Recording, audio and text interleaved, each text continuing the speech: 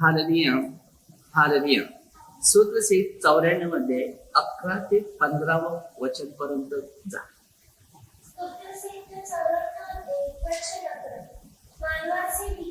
काय सांगते?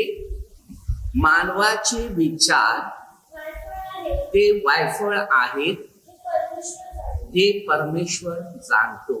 आता माणसाचं जे मन असते, हालेलुया, तुम्ही विचार करा, वायफळ वायफळ म्हणजे काय?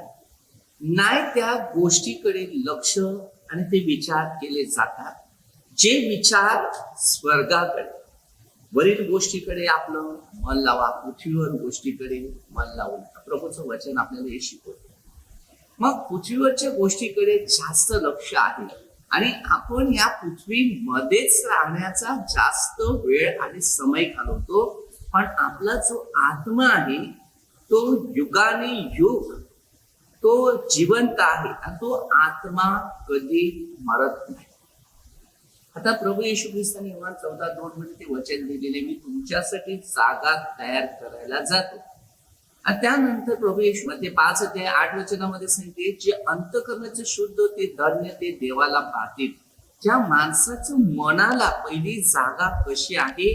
चिंताची आहे का ती चांगल्या विचाराची? आता चिंता तर आहे गोष्ट, म्हणजे 6:25 पासून आपण बघतात की त्या पक्ष्यांकडे झेपून पाहतो, कशाला चिंता करतात? म्हणजे आज आपल्या प्रत्येकाच्या माणसामागे जास्त विचार आहे. तुम्ही आता इथे बसले तर अमेरिकेला, जर्मनला, फ्रान्सला कुठेतरी प्रकारे आपले जीवन धावत असते. पत्रसंहिता 147 अध्यायामध्ये 15 वचनामध्ये सांगते, देवाचा शब्द किती युगाने धावतोय. तर आपण या सूत्रसहितमध्ये 94 मध्ये मधलं पुढचं वचन वाचूया. काय सांगते ते? हे परमेश्वरा, ज्या मनुष्याला तू शिस्त लावतोस, त्याला तू आपल्या तू नियमशास्त्राचं शिकवतो, तो धन्य. आता जगात जे शिक्षण आहे, याकूब 4:4, जगाचं शिक्षण हे शून्य आहे. योहानाच्या पहिल्या पत्रात 2:15, जगाबरोबर जगातल्या गोष्टी होती. ही दुनिया जे आहे ते सगळं जगाच्या शिक्षणात, आणि जगाचं शिक्षण मध्ये 4 अध्यायामध्ये हे शिक्षण सैतानाने पूर्ण दिलेलं होतं, फक्त शारीरिक गरजेसाठी आपलं शिक्षण. आता आपण जर तुम्ही विचार करा की लोक शिक्षण घेतात फक्त तुमच्या शारीरिक गरजेसाठी, पण जेव्हा वरील गोष्टीकडे जेव्हा तुमचं लक्ष नसलं तर तुम्ही सार्वकालिक जीवनामध्ये प्रवेश करू शकत नाही, कारण तुम्हाला स्वर्ग राज्य मिळणार नाही. समाजाचे अनेक लोकांचं शिक्षण आहे, तो 1ली तो 15वी पर्यंत जो एखादा वर्ष शिक्षण घेतो तो कलाचं शिक्षण घेत नाही.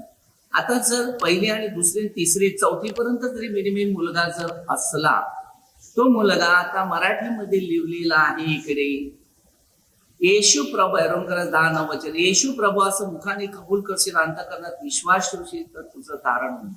तो 15वीचा जरी मनुष्य आला, मुलगा आला, आणि त्याला जरी तेच वचन वाचायला सांगितलं तर तेच वचन तो वाचू शकतो. फरक कुठे आहे?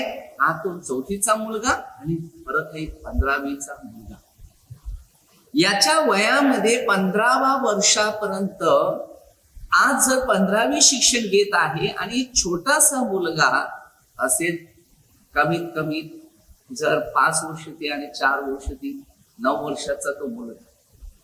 आता 15वीचं शिक्षण घेणारा जो मुलगा कमीत कमी 20 वर्षापर्यंत आईच तो डोळे बंद करतो, 20 ते 21च्या आतमध्ये मागे पुढे तो असेल. आणि तो मुलगा आज हे शिक्षण घेत आहे, पण तो त्याच्या कलाचं शिक्षण घेत नाही की मी काहीतरी त्या कलाचं शिक्षण घेऊन 2 पैसे कसे मला कमवता येईल.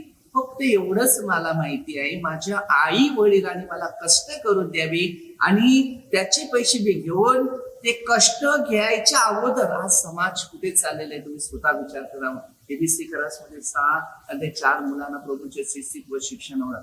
आई वडील आज आपल्या खूप मागे आहेत की मुलांना प्रभूचे शिस्त आणि शिक्षण कमी दिल्यामुळे या शिक्षणाला भर दिल्याबरोबर त्या शिक्षणाद्वारेच तुम्ही त्याला एक कलाचं भर द्या, कलाचं शिक्षण द्या की त्याच्याद्वारे तो काहीतरी कलाने पोट भरू शकतो, 2 पैसे कमावू शकतो, कष्ट करू शकतो, आई बाबाचा भार डोक्यावरचा कमी करू शकतो. वयाच्या 20-25 वर्षपर्यंत त्या लग्नाच्या तयारीपर्यंत आई वडीलच फक्त त्याचा शेवटपर्यंत पुरवण्याचं काम करतात. त्याला सारखं लहानपणाची छोटी मोठी नोकरी पण तुम्ही त्यांना देऊ शकत नाही. त्याला छोटीशी घरची काम सुद्धा कला करू पण शकत नाही. घरात त्याला काम त्याला नाही करता येत. आज मुलांना टीव्ही कॅम्प्युटर हे तुम्ही तुमच्या मुलावर जास्त डोक्यावर परिणाम ठेवत चाललाय आणि यामुळे मुलांचं जीवन असेल. प्रभू येशूने सांगितलेलं, जेव्हा प्रभू येशू क्रूसाच्या बलिदानाद्वारे मृत्यूची तयारी होत होता त्यावेळेला यरूशलेमच्या कन्याने रडायला सुरुवात केली. तेव्हा प्रभू येशू ख्रिस्त त्यांना म्हटलं, ओ यरूशलेमच्या कन्यानो, माझ्यासाठी रडू नका, तुमच्या मुलाबाळासाठी रडा. हे पवित्र शास्त्र आपल्याला शिकवत आहे. म्हणून आज आपल्याला काय शिक्षण घ्यायचं आहे आणि कोणत्या शिक्षणाकडे आपल्या स्वतःचं कुटुंब चालवायचं. प्रेषित 16:21 प्रभू येशूने सांगितलं, तू जर विश्वास ठेवला तर तुझ्यावर तुझ्या घराण्याचे तारण होणार आहे. आपला परमेश्वर आपल्या कुटुंबासाठी तारणार आहे. प्रेषित 4:12 तारण कोणाकडे नाही असं हे नाव मिळत नाही. म्हणून आपल्याला प्रभूचं वचन आपल्याला त्या 11व्या वचनामध्ये सांगितले, मानवाचे विचार वायफळ. आता हे मानवाचे विचार वायफळ आहे, परमेश्वर जाणतो. मग आता परमेश्वरला माहिती आहे यांचे विचार चुकीच्या रस्त्यात चाललेले आहेत. याची विचार मोठं शिक्षण घेऊ दे, मुखापण होऊ दे, नोकरी होऊ दे, हे होय प्रभूच्या राज्यात ते पाहिजेत. विचार चांगलेच हवे आहेत, परंतु त्या विचाराला जर क्रिया नसेल, त्याला सपोर्टरच नसेल, तर शेवटी मुलांचं लाईफ झिरो मध्ये. शिक्षणाबरोबर त्याला एक कला पण देता आलं पाहिजे. 2 पैसे कसे कमावता आली पाहिजे. आज जर तुम्ही समाजात हुशार माणसं काय करतात, आज मी तुम्हाला माहितीये की मी ज्या वेळेला शिक्षण घेत होतो माझ्याकडे एक वही आणि एक पुस्तक होतं. मी 1ली ते 4थी पर्यंत चांगल्या मार्काने पास होतो. माझी परिस्थिती डाऊन आली. त्याच्यामुळे मी लोकांचे कळ्या काढायच्या गोंड्या असतात, जे लोक फुलं काढून जायचे, त्याच्या पाठीमागे जे उरलेलं असेल ते मी घ्यायचं आणि त्याच्याने काय मिळेल ते 50 रुपये ते शेवटी मला खाण्याची पण माझी कंडिशन डाऊन केली. त्याच्यातून मी काहीतरी खरेदी करून मला शिक्षण घ्यायचं आणि मला शिकायचं असा मी खूप विचार करत होता. पण प्रभूची माझ्याद्वारे इच्छा नव्हती. काही टीचर लोकांनी मला खूप मेहनत दिली, मला शाळेत कपडे पण दिले. त्याच्यानंतर मला शिकण्याची खूप प्रेरणा दिली, कारण माझं इंग्लिश आणि गणित चांगलं, बाकी सगळे विषय. एकच वय एक पुस्तक काय शिक्षण, ते म्हणजे मराठी पुस्तक. आणि आखी विषयावर जे काय फळा लिहून दे ते एकाच वहीमध्ये लिहायचं. बारीक बारीक तुकडे तुकडे करून हे ते काय समजायचं मला माहित नाही. माझं मित्राकडून मी त्याला शिकायचं. शाळेमध्ये जेव्हा गेला तर अख्खे विषय पास, मराठी गणित पास, मराठी इंग्लिश मध्ये पास आणि मराठी गणित मध्ये पास, बाकी सगळे विषय नपास. आणि घरातून मला लहान असल्यामुळे ते मुश्किलता भरपूर वाढत होती. मी शेवटी निर्णय घेतला की मला काहीतरी कला. त्यावेळेला मी लहान असताना सुद्धा काय ना काय काम करून सुद्धा मी शिक्षणाचा शोध करत होता. त्याच्यानंतर माझं स्वतःच पोट भरलं. घरातून मला बाहेर काढण्यात यायचं, कारण वेशन घरामध्ये जर दारूचं असेल तर ते घर पूर्ण कुटुंब उद्ध्वस्त असते. त्या घराला शोभा नसते. त्या घरात कधी श्रीमंत नसते. त्या घरात कोणी गरीब असते, पण श्रीमंताचा दिशा एकाही व्यक्तीच्या जीवनात नसते. सगळे गरीब बनतात. एक बाप दारू पितो पण अख्खे कुटुंब गरीब बनते. लहान मुलापासून त्याच्या बायकोपासून सगळ्या कष्ट आणि मेहनतीचं घर असते. म्हणून जे चुका घरात जास्त घडतात, चांगल्या गोष्टी घरात कमी घडतात. म्हणून आपणच मुलांना लहानपणापासून त्याला कलाचं शिक्षण जर दिलं, ती कला कधी मरत नाही. कला आज कुठेही जा तुम्ही ती घेऊ शकतो. आप कमाई आणि बाप कमाईमध्ये खूप फरक आहे.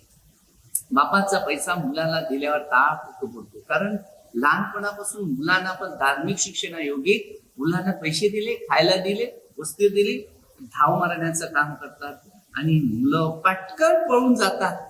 मुलांचा स्वभाव तोच आहे आणि ह्या स्वभावाने मुलं चुकीच्या रस्त्याने आपल्या जीवनामध्ये ते वागले जातात.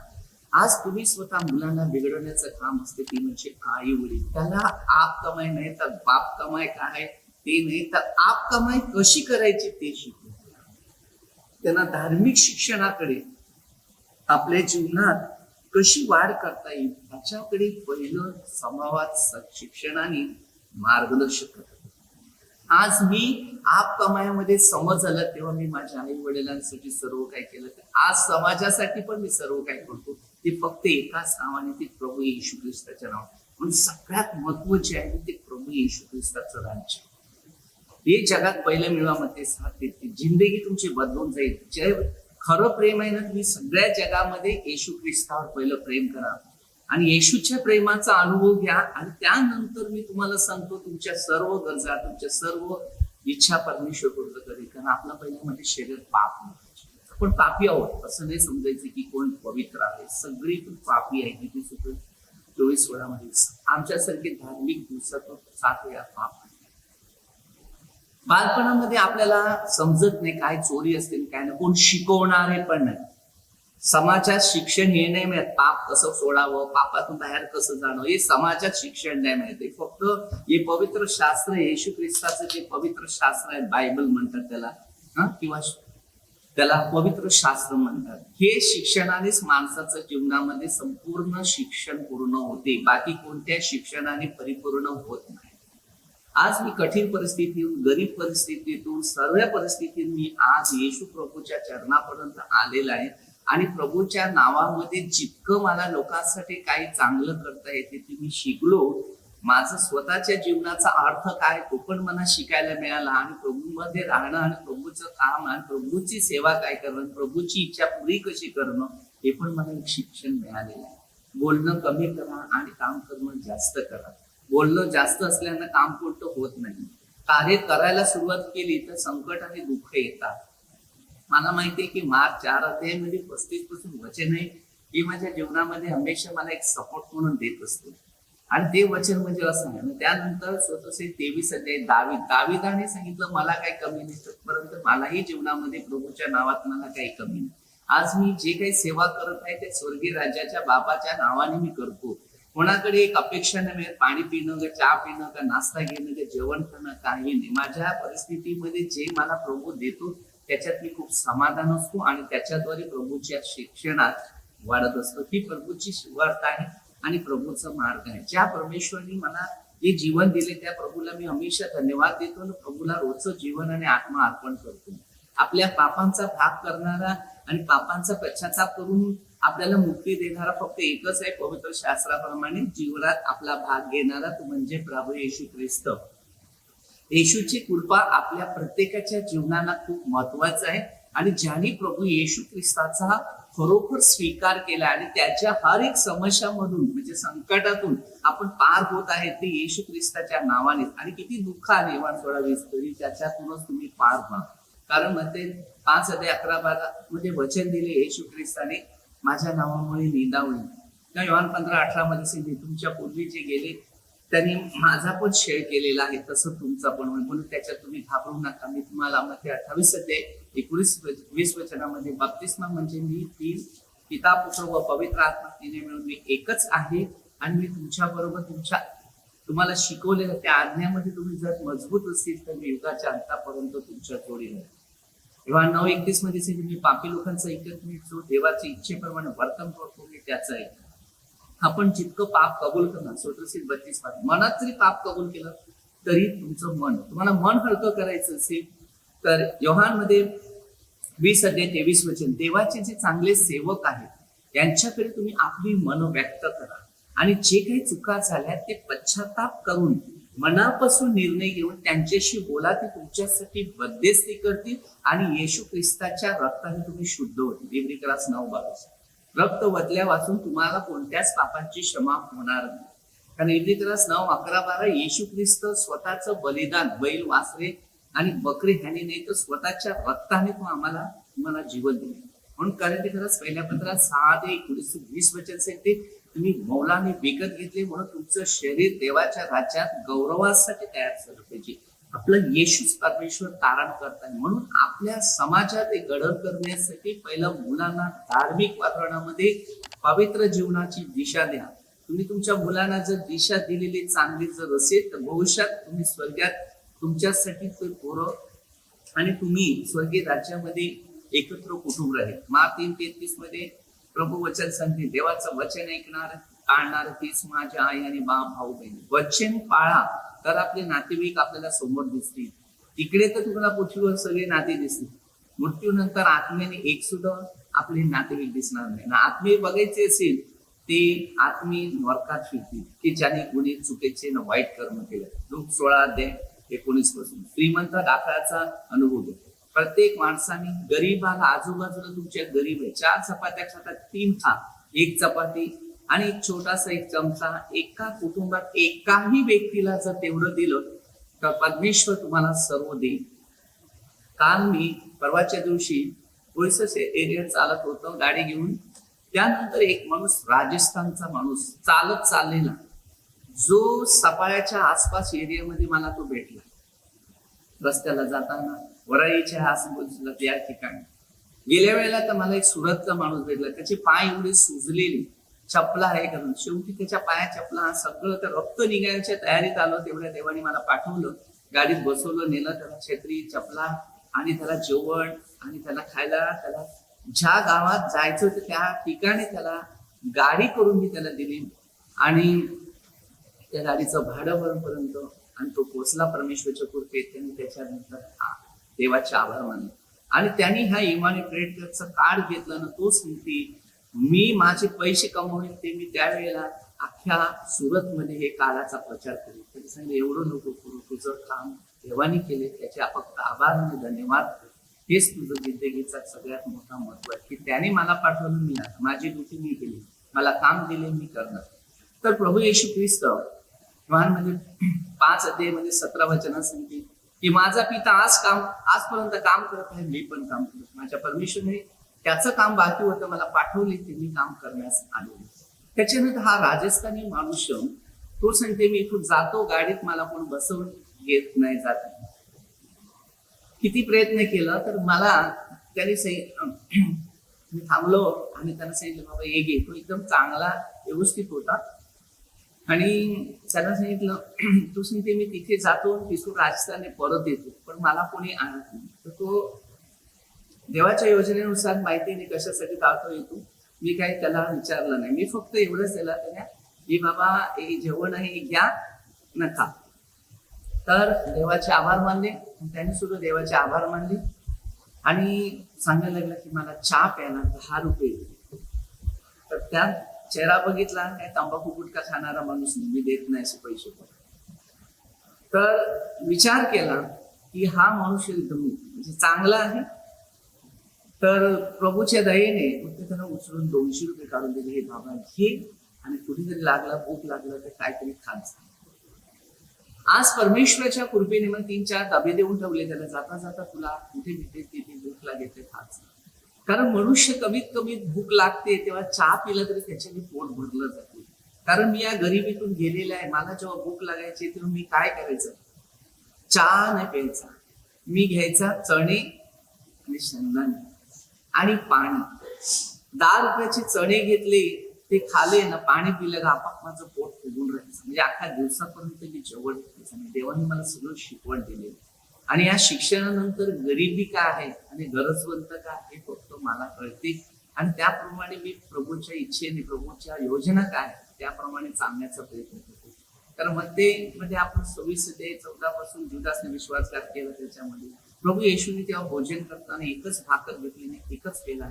शिष्यानं सांगितलं हे शरीर मी माझं देत आहे, जसा मी त्यागी आहे तसं तुम्ही पण त्याग करा. एका जे आहे त्याच्यातच समाधान व्हा. आपल्या घरात मान सांगत होता तो अशा प्रकारे आपण खरोखर देवाच्या राज्यात सेवा करणारे नीट आणि देवाच्या वचनाने चालणारे असेल तर आपण पुढं या 15व्या वचनापर्यंत आपण सगळ्यांना म्हणजे 11 पासून ते 12 ते 15 पर्यंत आता पुढचं वचन वाचूया की त्यात आपल्याला काही उदाहरणं शिकायला मिळतील. नंतर पुढच्या गोष्टी तुम्हाला मार्गदर्शन करतो.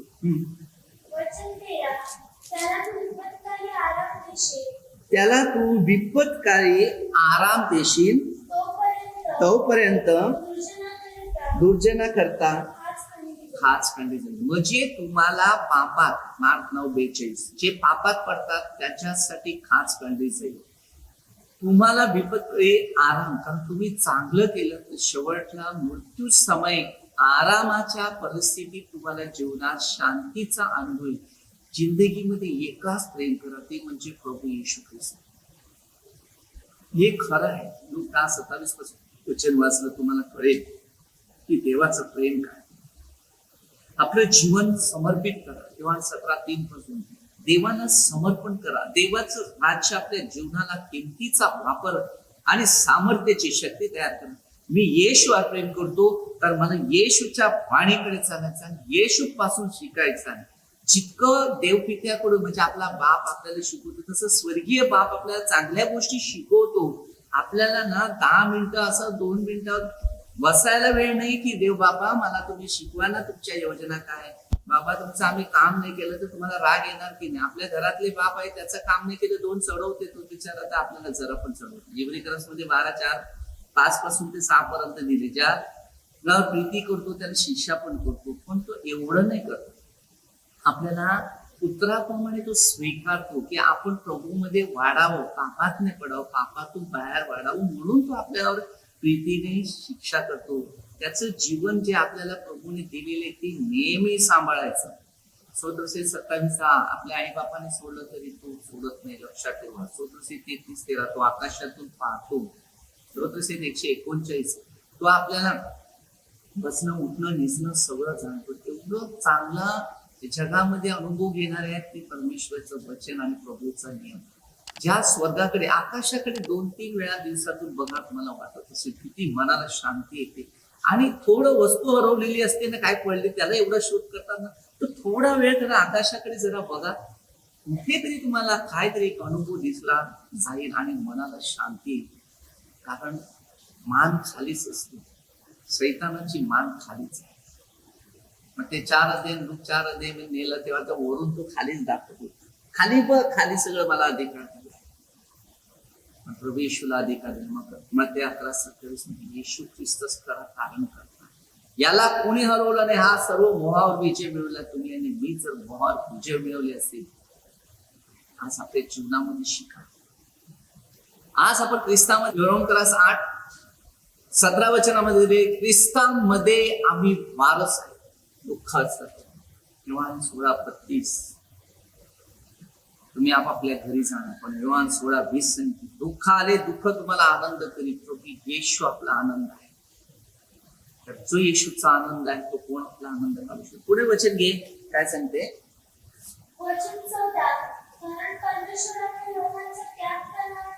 कारण परमेश्वर आपल्या लोकांचा त्याग करणार नाही, तो आपले वतन सोडून देणार नाही. परमेश्वर आपल्याला टाकणार नाही. 23 परमेश्वराचा मेंढपाळ गावी सरळ भाषामध्ये सांगतो देवाचं वचन मनाने प्रेम करा, समर्पण करा, जीवन द्या. प्रभू आम्ही पापी आहे, तुझ्या विरुद्ध स्वर्गाविरुद्ध पापी. रोज पाप जरा शब्दाद्वारे, बोलण्याद्वारे, विचाराद्वारे अपशब्द काही असते तर असू दे. पापाला घाबरू नका. पापासाठीच येशू ख्रिस्त, पण परत करू नका. ते पहिल्यापेक्षा 7 पट लोक 11-24 बरे होतात जातात आणि पहिल्यापेक्षा 7 अशुद्ध आणि दुष्ट खराब आपल्या अंगामध्ये येतात आणि आपली जिंदगी 7 बिघडून होते. त्यांना देवाच्या राज्याचे आम्ही देवाचे मुले वार. आज आम्हाला वारस व्हायचं आहे. रोमकरास 8:17 वचन ख्रिस्तामध्ये दुःख भोगत असतं वारस म्हणून. आम्ही ख्रिस्ताचे वारस आहे. ख्रिस्त आमच्या बरोबर आहे. ख्रिस्ताची सुवार्ता आमच्या अंतःकरणातून पूर्ण लोकांपर्यंत पोहोचली पाहिजे. तर प्रत्येक 5 सांगते जे देवाला पाहणारे असेल त्या मनामध्ये कोणाविषयी राग ना द्वेष ना हेवा न तुमचं जीवन अर्पित करा परमेश्वर. कोणाविषयी आपल्या मनात कुरकुर करू नका. आपल्याला माहिती ही व्यक्ती बरोबर नाही वाटत तिकडे लक्षच देऊ नका.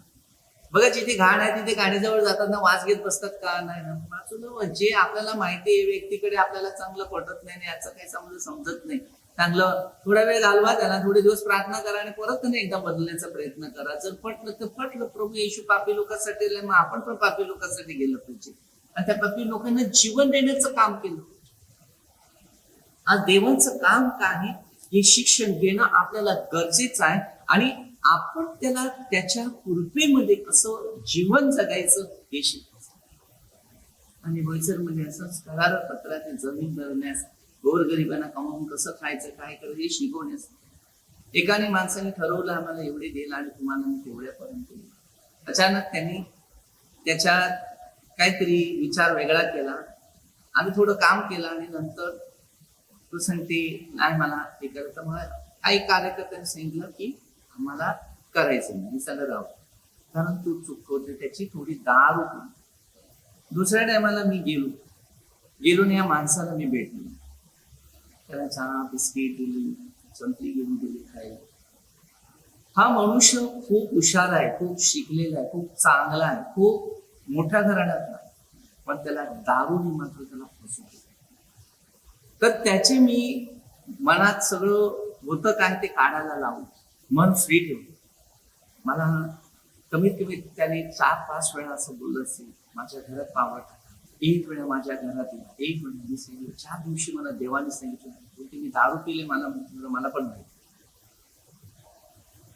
तुझी चूक नाही, त्या चूक आहे त्या दारूची.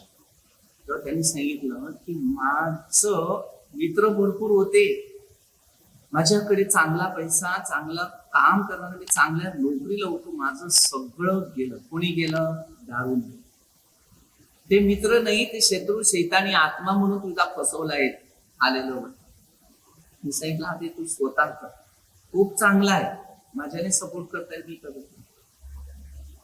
त्याला जेव्हा मी चांगले सल्ले दिले ना, तर तुम्हाला बाबा सांगितलं आपला स्वर्गीय बापू, आपण सगळे भाऊ आहे. तुझ्या जागेवर मी असता ते माझी पण तीच परिस्थिती. मी लोकांना असं सांगतो, जसा तू आहे ना तसा मी पण. मला तुला चांगलं कर. तू आज दारू पितो, तू दारू पितो, तू विचार कर या दारूमुळे तुझे किती फायदे. 1 लिटर दूध आणलं त्या घरातले सगळे लोक चहा पितात, पण तुझे मित्र आले तर दारूमुळे सगळं तुझी जिंदगी बर्बाद करून. तू स्वतः विचार. नाही तुम्ही बोलता ते सगळं मला पटते, मला समजते. दुसऱ्या एक काम कर, आम्ही या बैठकीमध्ये इथे येतो, त्याच्यात तू बस, तुलाही मार्गदर्शन केलं जाईल. हे आज तुझ्या जोडीला एवढे लोक आहेत नाही, पिणारे खाणारे लोक आहेत. आता त्यांना मी त्याच्यात व्यवसाय देतो की रोजगार नाही तरी शेतीवाडी करून त्याच्यात रोजची रोटी भेटली, ते कुठे वेचणार ना कुठे चुकीच्या रस्त्यात जाणार नाही. मग तुलाही मी सांगतो तू ये, आपल्याने जशी मदत करता मी तुला करेन, पण तू घाबरू नको. तुला मी त्याच्या मार्गाचा अनुभव शिकवेल आणि त्याच्यानंतर तुला मी प्रभूच्या शिक्षणानुसार तुला त्या रस्त्यात देईल. कारण हे जे शिक्षण आहे हे शिक्षण सगळ्यांना नाही. मला परत सांगते, माझ्या घरी तुम्ही एकदा येऊन जाणं, फक्त घाबरू नको. तुझ्या घराची काही परिस्थिती आहे, टेन्शन घेऊ नको. माझ्याने काही करायचं असलं तर तुझ्या घरात तर मी सांगलं, मला सांगते रेशन पाहिजे, ठीक आहे तुला दे. आज तू विचार कर, तू हाच करोडपतीचा माणूस, आज तू एवढा चांगला पैसा, तुझ्या हातात काय? ही दारू बरबाद कर. मला सांगते, तुम्ही जेवण घेऊन इकडे येतात, ते सगळे लोक आमच्या गावातले सांगतात की आम्ही आज 10 रुपये पोरांना बिस्किट देऊ शकत नाही ना. हा मनुष्य आज बिस्किट घेऊन येतो आणि पोरं धावतात तुमच्या मागे. आम्हाला स्वतःला लाज वाटायला लागली की आज आम्ही स्वतः 10 रुपयाचं बिस्किट देऊ शकत नाही आणि ही व्यक्ती येते आणि आज पोरांना आमच्या खायला प्यायला देते. त्याच्यावर आमचे मनाचे विचार बदलत चालले. सांगते हे बदललं ना तर आपण सगळे बदलले. तुझा दोष नाही, तुम्हाला कोणी शिकवणारे नाही, पाजवणारे शिकवणारे आहेत पण सोडणारे शिकवणे नाही. म्हणून मी आलोय ना त्याच्या इच्छेने, त्यांनी त्याच्या इच्छेने तुमच्या प्रत्येकाने काहीतरी करून दाखवलं. कोण्या गोष्टी प्रेमाने बरं जिंकून घ्यायचे असेल, राग आणि भांडणाने द्वेष. दारू पिणे त्यांना ताकद येईल, तो काय पण बोलून जाईल. तू काय बोलतो तुला कळत नाही, ती नशेतही बोलते.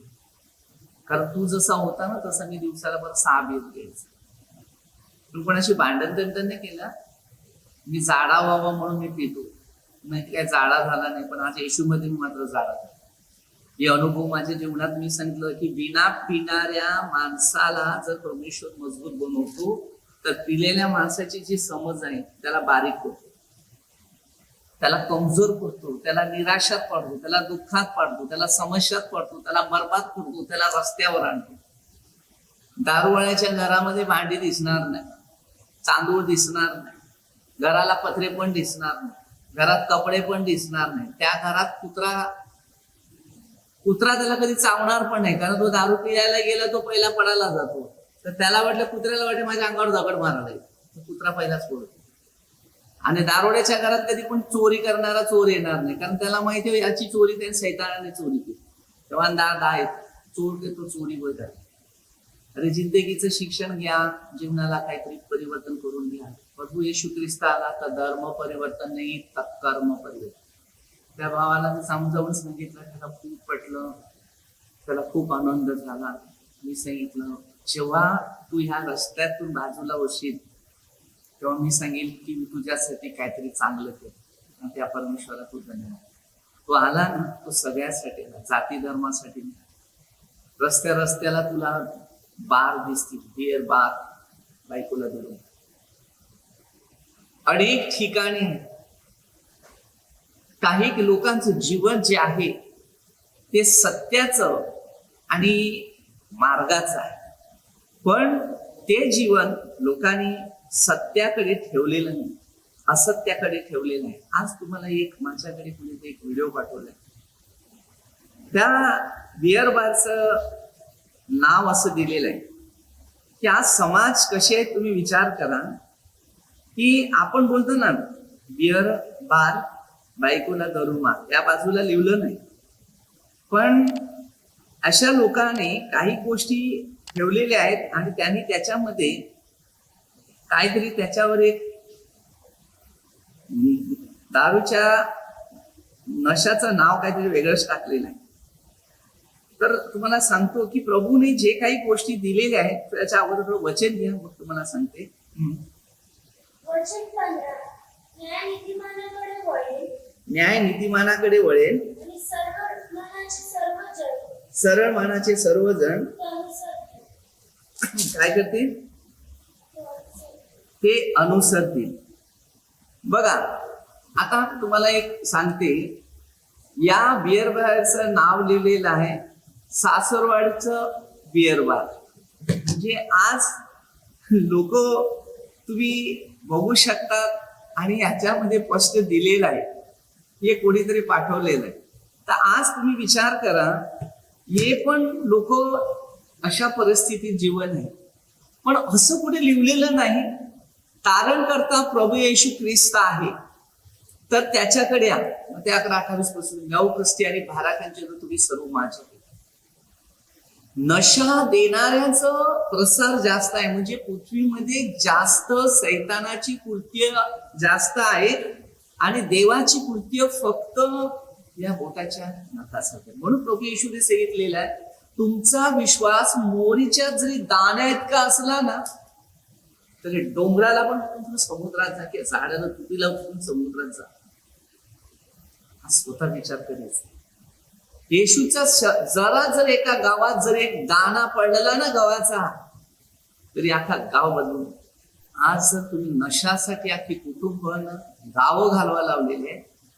तुम्हाला माहितीये, तुम्ही तुमच्या मुलांचा पोटभर साठी हे नशाची आहारी,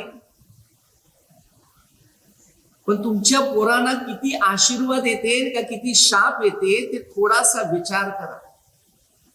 सर्वे करा हे गावामध्ये, जेवढे दारू पिणवणारे, दारू बनवणारे, दारू विकणारे, त्याच्या घरात कोणता मनुष्य पुरुष राहिलाय का तुम्हाला दाखवा. किती सर्वे करा, किती बाया विधवा आहेत, किती मुलं मरण पावलेले आहेत, किती मुलं वाया मार्गाला गेलेले आहेत. फक्त मला एक सर्वे तयार करून द्या, मी तुम्हाला सांगतो, कारण मी याच्यावर खूप स्टडी केलेली आहे. अनेक गाव बघितलेले आहेत, दारू विकणारे, दारू बनवणारे, दारू पाजणारे, त्या घराला कधी बरखात नाही. आणि बरेच लोक कुटुंब असे आहेत, फुलं विकणाऱ्यांना पण शाप आहे, तर मूर्ती पूजाला फुलं अर्पण करायचं नाही. मानवाच्या निर्मितीला नाही, सृष्टीची निर्मिती अशीसाठी आहे, ही शोभा दिलेली आहे. सृष्टीची शोभासाठी तुम्ही घर बांधता, त्या घराच्या आजूबाजूला मूर्तीला फुलं वावतात, ही घराला तुमच्या समोर शोभा, चांगली सुंदरता यावी म्हणून फुलं लावतात. तुम्ही स्वतः विचार करा. आज आपण स्वतः विचार करायचा. लोकांना बऱ्याच गोष्टी माहिती नाही, कारण त्या लोकांनी शिक्षण घेतलं नाही, म्हणून त्यांना कोणी दोषी ठरू शकत नाही, तो दोषाचा वाद नाही. तो मानवाचं शिक्षण घेतो. मार साथ साथ शास्त्र शिकवतात मनुष्याचे नाही. माणूस कधी आपल्या पापाचं वेतन मरण आहे, रोम करा 6:23, पण त्याला ते कळत नाही. पण पाप करण्यासाठी तो प्रेरित आणि प्रेरणा होतो आणि तो मोहात पडतो आणि आकर्षित होतो, त्याला कळत नाही. मग ते 6:9 पासून प्रभू येशूने मोहाविषयीची प्रार्थना शिकवली.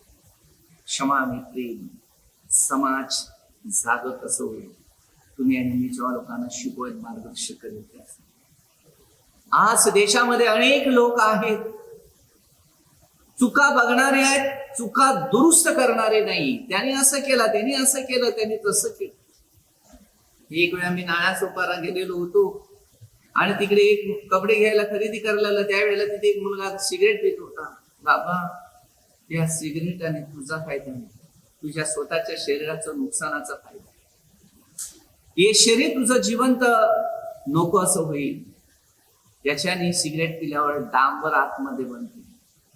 याचं केमिकल एवढे, त्या सिगरेटवरच लिहिले नो स्मोकिंग म्हणून, पिऊच नका. बसमध्ये जात असताना धूम्रपान करू नये. आज समाजात खुलेआममध्ये सिगरेट आणि गुटखी आणि पान खाऊन समाज का जागत नाही? फक्त पैसा, पैसा हा सैतान. म्हणून मत्ते 6:19 पासून पृथ्वीवर आपल्यासाठी संपत्ती. पैसा कमवा तुम्ही, पण पैसा कमावून बँक बॅलन्स नाही, ते त्याची बिझनेस तयार करा तुम्ही. आज कंपनीमध्ये अनेक लोक जे आहेत पैसा कमवतात, पूर्ण बँक बॅलन्स मध्ये जमा करतात. वर्षात, 5 वर्षात, 10 वर्षात. हे डिपॉझिट साठी नाही, ही सेवा करण्यासाठी. आणि हे डिपॉझिट स्वर्गात जमा.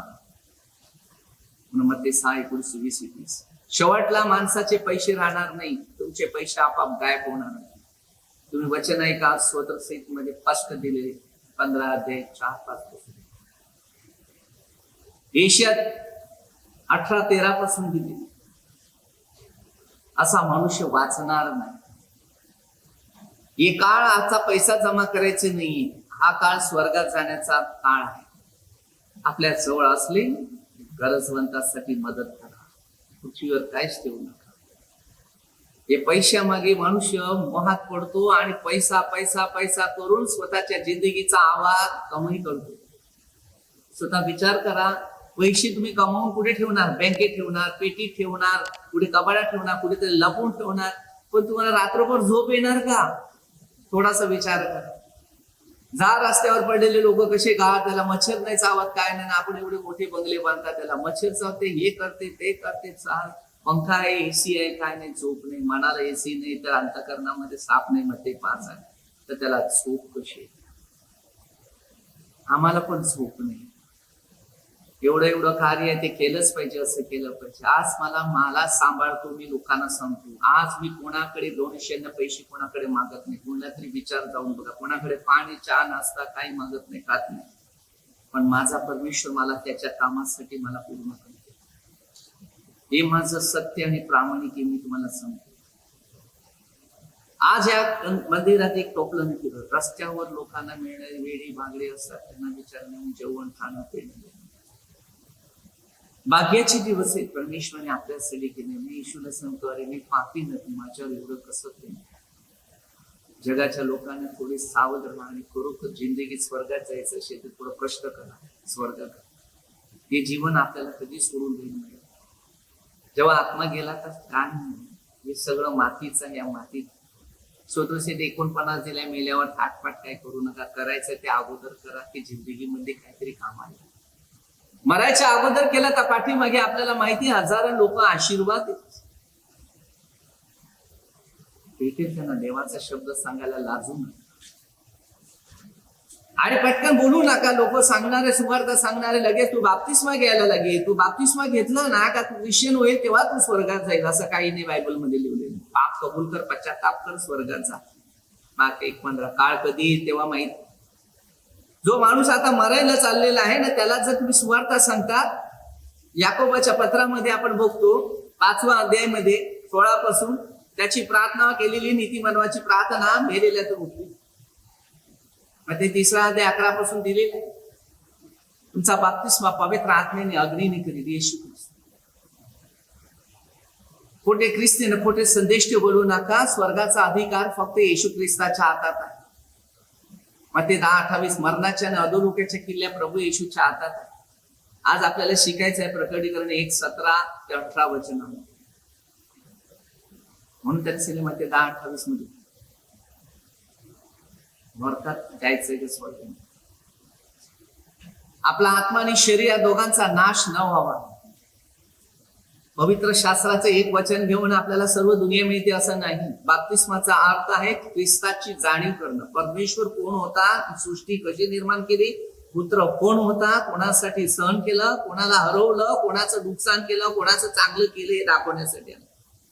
सैतानाचं नुकसान केलं आणि तुम्हाला ना मला त्याने वाचवलं.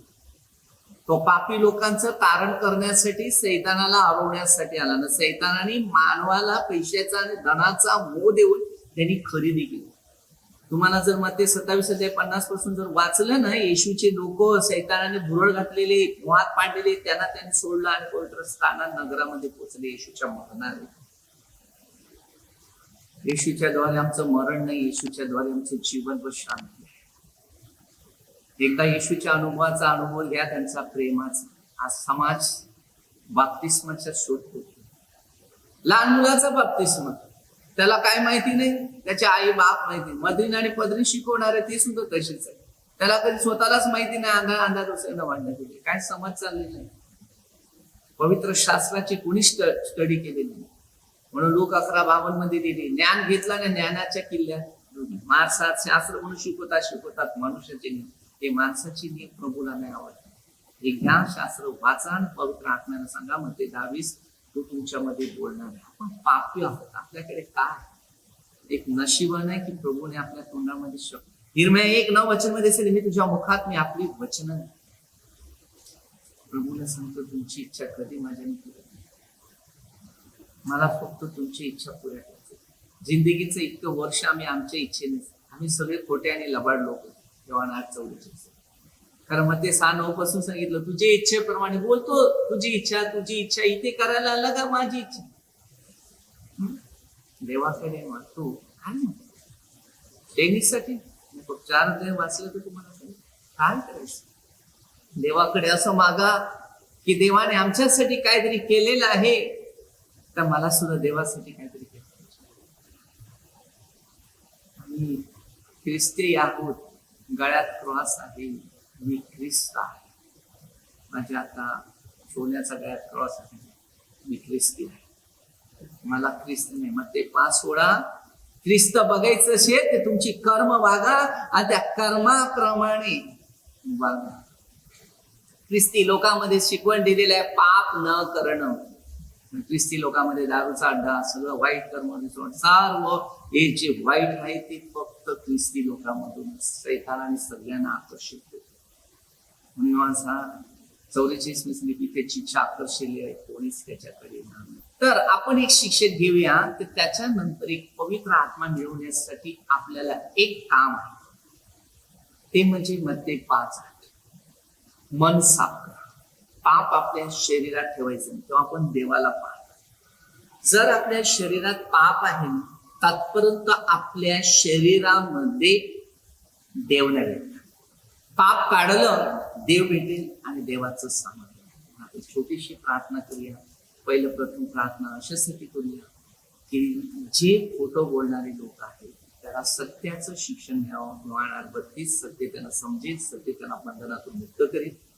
त्याच्यानंतर आपण भारत देशासाठी विशेष प्रार्थना करूया. आपल्या भारतावर अनेक प्रकारच्या समस्या आणि संकट येणारे ते आहेत आणि चालू पण झालेले आहेत. तर त्यावेळी प्रधानमंत्री पासून जे भारताची राष्ट्र सगळे सांभाळणारी पासून पोलिसांपासून आपल्या महाराष्ट्राचे मंत्रीपासून आणि जे प्रभूची सुवार्ता आणि सेवा कार्य करणारे, प्रसार करणारे अशा लोकांना प्रभूने त्याच्या राज्यात प्रभूच्या इच्छेप्रमाणे चालण्याची कृपेचं दान त्यांना द्यावं आणि त्यांना कोणत्याही प्रकारचा मोहात सैतानाने पाडू नये. तर त्याला प्रभूच्या इच्छेने सर्वांचा 24 हृदय जाणारा प्रभू त्यांच्या हृदयात सर्वांना प्रभू तू स्पर्श कर आणि त्यांना तू आशीर्वादित कर. त्यांच्या कुटुंबाला आशीर्वादित कर. त्यांच्या घराण्या लोकांना आशीर्वादित कर. धन संपत्तीचा अनेक गोष्टीचा मोहापासून त्यांना सुटकारा कर. कारण मग ते 16:26 मध्ये दिले, जगात सर्व कमवलं आत्मा गमवलं तरी काय. उत्पत्तीमध्ये आपण बघतो की प्रभू येशू ख्रिस्ताने जेव्हा नोहाच्या काळात सगळं जलप्रय पाठवलं आणि सगळं 5-6 अध्यायापासून जे सुरुवात केली, 6 अध्यायापासून 9 पर्यंत सगळं जलप्रयाने लिहून जाते. कशा प्रकारे 31:5 आमचे आत्मीय आणि शरीर अर्पण करतो. मग ते 24 अध्यायामध्ये आपण बघतो 32 पासून पुढे आपण जर वाचलं, जो नोहाचा काळ येणार आहे, जलप्रय कधी येऊन आपलं दहन संपत्ती, आज ही दुनिया त्याच्यासाठी दहन, पैसा, संपत्ती, वस्तू, खाणं पिणं, लग्न, प्रोग्राम, जमीन जागा घेणे ह्यामध्ये आकर्षित झालेले, त्याच्यापासून त्यांनी सुटका व्हावी आणि प्रभू येशू सच्चाईचा मार्ग दिसावा आणि सैतानाच्या हातातून सुटकारा भेटावी म्हणून विषय.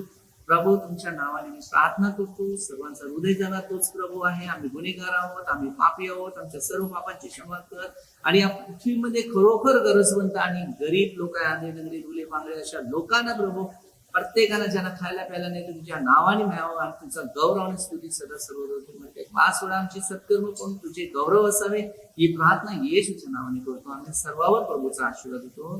तुझा आशीर्वाद आणि सर्व आशीर्वाद त्यांच्या आजारी दुखी निराशा घरात आहेत, भीतीच्या आत्म्यामध्ये आहेत अशा लोकांना स्पर्श कर. सर्व तापाच्या, खोकल्याचा, सर्दीचा, घशाचा आणि पुढे जे आले त्या लोकांना आशीर्वादित कर आणि गरमी हिट झालेल्या शरीराचं बाहेर काढ. प्रभू तुझ्या रक्ताद्वारे शुद्ध कर ही प्रार्थना येशूच्या नावाने करतो. आमेन. धन्यवाद पिता परमेश्वर.